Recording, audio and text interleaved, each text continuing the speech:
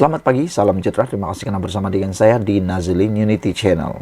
Isu paling hangat pada pagi ini ialah, benarkah Dr. Agus akan ditangkap? Itu yang gempar pagi ini.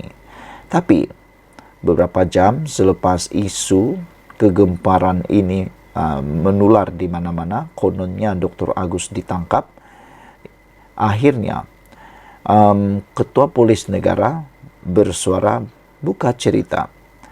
Ketua Polis Negara kata, sama ada Dr. Agus ditangkap atau tidak, ianya bergantung pada bukti. Keputusan jika ada tangkapan akan dibuat terhadap bekas Ketua Pengarah Jabatan Komunikasi Masyarakat JKOM, Muhammad Agus Yusuf, atau tidak, bergantung kepada siasatan polis untuk mendapatkan bukti-bukti, kata Ketua Polis Negara Razarudin Hussein. Menurutnya, polis masih menjalankan siasatan membabitkan Agus dan pegawai JKOM Abdul Wahab Abdul Qadir Jailani. Ini antara lain termasuk mendapatkan laporan teknikal daripada agensi kawal selia dan syarikat telekomunikasi. PDRM akan memanggil siapa saja yang boleh membantu siasatan. Keputusan sama ada tangkapan akan dibuat terhadap Datuk Dr. Agus atau tidak bergantung kepada siasatan. Pada peringkat ini, pihak polis masih lagi menjalankan siasatan untuk mendapatkan bukti-bukti yang material kepada keterangan dan dakwaan yang dibuat, katanya dalam message teks. Razarudin mengulas demikian ketika dihubungi oleh Malaysia Kini untuk mendapatkan maklumat terkini mengenai kes tersebut. Tambahnya, kertas siasatan telah dirujuk ke Pejabat Peguam Negara pada Jumaat lalu dan sejak itu beberapa arahan telah diberikan bagi melengkapkan siasatan. Polis menjangkakan untuk menyerahkan semula kertas itu sejurus selepas mereka melengkapkan arahan, termasuk mendapatkan laporan daripada Suruhanjaya Komunikasi dan Multimedia Malaysia SKMM. Dia juga memberi jaminan kepada orang ramai bahawa siasatan bertujuan mencari kebenaran dan keadilan kepada Agus dan Wahab. Minggu lalu, Wahab, 33 tahun yang menjadi tumpuan kontroversi berhubung rakaman video tular itu mendakwa bahawa dia diganggu secara seksual oleh Agus. Dakwaan terbaru itu dikongsi oleh Wahab pada 17 November lalu ketika sidang media bersama Agus untuk menjelaskan mengenai kandungan video tersebut. Video tidak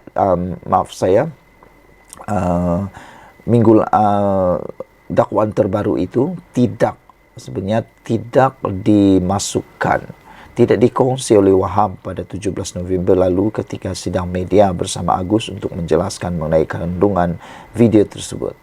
Video itu memaparkan dua lelaki terlibat dalam perbualan luca, tetapi Wahab semasa sidang video media tersebut mendakwa bahawa video asal yang dirakamnya tidak mempunyai audio. Pada sidang media itu, Wahab mendakwa dia dijadikan kambing hitam bagi memerangkap bekas orang atasannya itu untuk tujuan tertentu. Walau bagaimanapun, minggu lalu Wahab hadir bersama peguamnya Faizal Abdul Rahman ke Ibu Pejabat Polis IPD Kajang dan membuat laporan polis. Katanya, tindakan itu bagi membersihkan namanya dalam isu rakaman video perbualan luca. Susulan itu, Razarudin dilapor mengesahkan polis telah membuka siasatan berasingan mengikut Seksyen 354 Kanun Keseksaan kerana keterlaluan dan Seksyen 377D bagi kesalahan melakukan perbuatan tidak senonoh. Saudara-saudara sekalian, itulah dia perkara ataupun keputusan cerita daripada Ketua Polis Negara. Beberapa komen daripada netizen amatlah mengejutkan kita semua. Ramai yang tak percaya, ramai juga yang percaya, dan ramai juga yang macam-macam lah komen dorang ni. Kamu bacalah sendiri di dalam ruangan sabudin.com. Sekian dulu untuk kali ini. Jangan lupa tinggalkan komen anda, tekan butang subscribe. Kita jumpa lagi. Bye-bye. Selamat pagi, salam sejahtera. Terima kasih kerana bersama dengan saya di Nazilin Unity Channel. Selepas beberapa hari PRK Kemaman selesai, Rupa-rupanya ini yang terjadi kepada Dr. Sam. Dr. Sam ataupun Dr. Ahmad Samsuri yang telah menang di PRK Kemaman, akhirnya belum tentu boleh jadi Perdana Menteri. Tapi anak Hadi hampir pasti dapat kerusi Menteri Besar. Seperti mana yang saya tulis sebelum ini, kata Sabudin.com, usaha menonjolkan Dr. Ahmad Samsuri Mokhtar sebagai calon Perdana Menteri tidak mungkin boleh menjadikannya sebagai Perdana Menteri dalam waktu terdekat ini. Tiada kemungkinan dan tiada keberangkalian kerajaan boleh bertukar atau Anwar Ibrahim dapat dijatuhkan, kecuali cuma dalam mimpi dan angan-angan. Paling hampir, jika pun sama itu boleh berlaku, hanyalah selepas PRU 16 pada tahun 2027 akan datang. Itu pun jika blok pembangkang PN mampu memenangi semua, mampu menangi cukup kerusi untuk membentuk kerajaan baru pada PRU 16 itu. Sebelum tiba tarikh PRU 16, Dr. Ahmad Samsuri tetap kekal sebagai Perdana Menteri tepi bersama dua lagi penyandang gelaran tersebut, yaitu Muhyiddin Yassin dan Hamzah Zainuddin. Dengan adanya Dr. Ahmad Samsuri sebagai calon terbaru bagi jawatan Perdana Menteri, secara langsungnya sekarang ini ada 3 calon Perdana Menteri tepi sekarang ini. Tetapi dalam konteks meletakkan Dr. Ahmad Samsuri sebagai calon Perdana Menteri, ia bermakna beliau tidak akan menjadi Menteri Besar Terengganu lagi selepas ini. Artinya dalam PRU 16 akan datang, Dr. Ahmad Samsuri hanya akan bertanding di parlimen, peringkat parlimen saja dan tidak lagi bertanding kerusi Dewan Undangan Negeri. Dengan demikian, kerusi Menteri Besar Terengganu yang kosong itu sudah boleh dijangka siapa bakal pengisinya. Hampir pasti selepas PRU 16 akan datang, jawatan Menteri Besar Terengganu akan diambil alih oleh Dr. Muhammad Khalil Hadi, anak kepada Hadi Awang, Presiden PAS sendiri. Beliau sekarang adalah Exco Kerajaan Negeri Terengganu, selain merupakan adun Batu Buruk.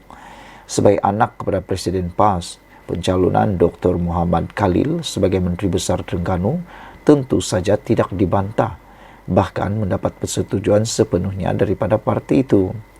Lagipun, sama-sama bergelar doktor seperti Dr. Ahmad Samsuri juga, Dr. Muhammad Khalil tidak kurang dari segi kelayakannya untuk menerajui negeri Terengganu. Dari segi peluang pula, Dr. Muhammad Khalil bagaimanapun lebih cerah laluan masa depannya berbanding Dr. Ahmad Samsuri. Ini kerana PAS sudah boleh dijamin akan terus kekal memerintah Terengganu silap-silap, mengulangi lagi kemenangan 32-0. Namun, Perikatan Nasional belum terjamin lagi mampu menawan Putrajaya.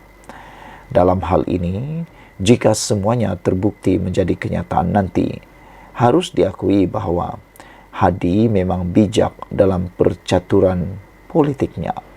Saudara-saudara sekalian, adakah anda setuju dengan kenyataan daripada Sabudin.com ini? Saudara-saudara sekalian, apa yang menarik perhatian kita ialah betapa bijaknya kata Sabudin.com di ruangan terakhir ialah, dalam hal ini jika semuanya terbukti menjadi kenyataan nanti, memang harus diakui bahawa Hadi memang bijak dalam percaturan politiknya. Sekian dulu untuk kali ini. Jangan lupa tinggalkan komen Anda, tekan butang subscribe. Kita jumpa lagi. Bye-bye. Selamat pagi, salam sejahtera. Terima kasih karena bersama dengan saya di Nazilin Unity Channel. Saudara-saudara sekalian, yang ini pasti mengejutkan kita semua. Apabila baru-baru ini Ahmad Samsuri yang baru menang di PRK Kemaman telah diangkat sebagai calon Perikatan Nasional yang paling sohor sekali buat baru-baru ini. Namun, setelah menang PRK Kemaman, seperti yang dijangkakan, Kata netizen, itu hanya mainan politik, itu hanya mainan kempen PRK, kata mereka. Ramai netizen yang tidak percaya bahawa Samsuri akan menjadi Perdana Menteri. Mereka kata itu hanya pancingan undi. Akhirnya apa yang berlaku? Pada hari ini di Malaysia kini dilaporkan, kata Tuan Ibrahim Tuan Man, bukan Samsuri saja mampu jadi Perdana Menteri. Kan? Dah mula ada calon-calon yang lain yang boleh menjadi Perdana Menteri selepas Samsuri menang di PRK Kemaman. Kenyataan dibuat Muhyiddin Yassin bahawa Ahmad Samsuri sebagai calon Perdana Menteri Perikatan Nasional hanyalah sekadar cara pembangkang mahu melihat sokongan pengundi semasa PRK di Kemaman. Timbalan Presiden PAS Tuan Ibrahim Tuan Man berkata sebenarnya ada ramai tokoh PN yang berkemampuan diketengahkan untuk menjadi Perdana Menteri. Perkara itu, iaitu Ahmad Samsuri sebagai calon Perdana Menteri, disebut Muhyiddin dalam kempen. Itu hasrat dia untuk melihat sokongan Perikatan Nasional kepada Perikatan Nasional, katanya. Soal siapa jadi Perdana Menteri, ramai dalam parti yang ada kemampuan. Cuma peluang tidak pernah diberikan, kata beliau lagi. Ada juga netizen kata, adakah dengan komen ini, Tuan Ibrahim Tuan Man juga mempunyai hati untuk menjadi Perdana Menteri, kata mereka. Muhyiddin dalam sidang akhbar di sidang media pada 27 November lalu tidak menafikan pencalonan Ahmad Samsuri dalam PRK Kemaman adalah langkah PN mengetengahkan Menteri Besar Terbabit sebagai calon Perdana Menteri pada masa depan.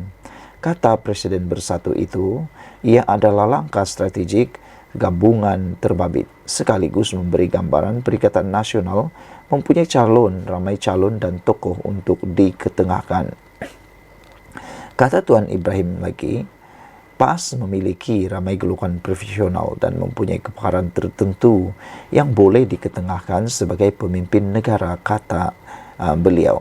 Siapa kenal Sanusi, Muhammad Sanusi Nur sebelum ini? Siapa kenal Samsuri sebelum ini, katanya. Tidak ramai yang kenal sebab mereka tidak diberi peluang. PAS ada ramai lagi pemimpin yang hebat, kata beliau.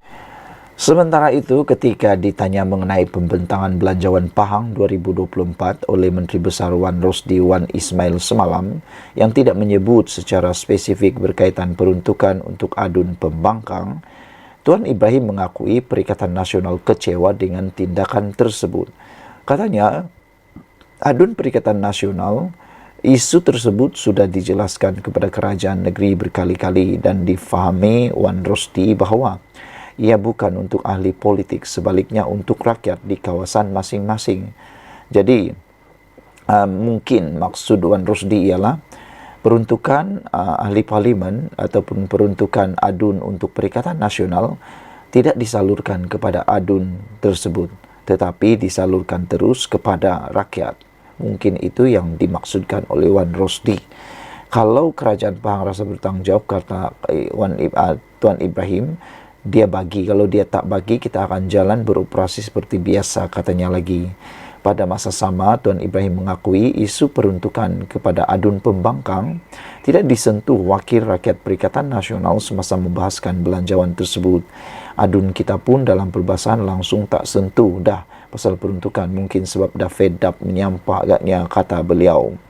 Untuk rekod, Pemangku Raja Pahang Tengku Hasnal Ibrahim Alam Shah Al-Sultan Abdullah pada Mei lalu bercerita agar kerajaan negeri memberikan peruntukan adil kepada adun pembangkang di negeri itu.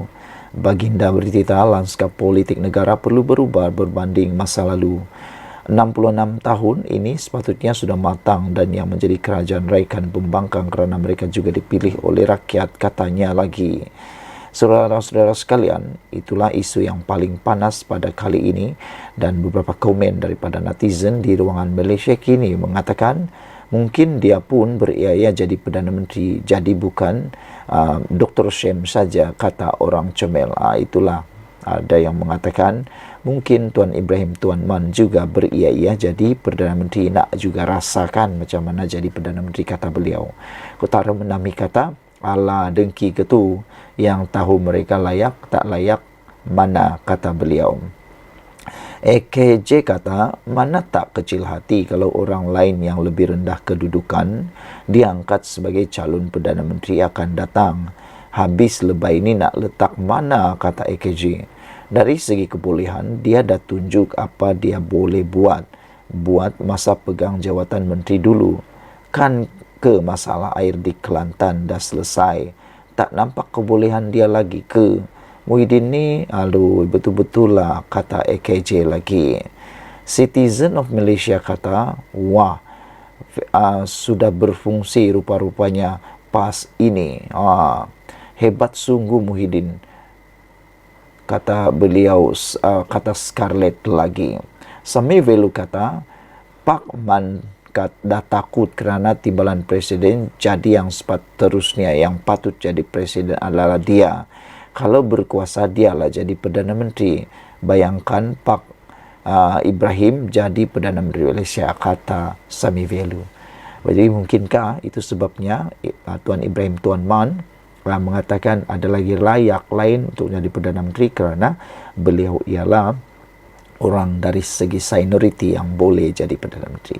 Sekian dulu kali ini. Jangan lupa tinggalkan komen anda, tekan butang subscribe. Kita jumpa lagi. Bye-bye.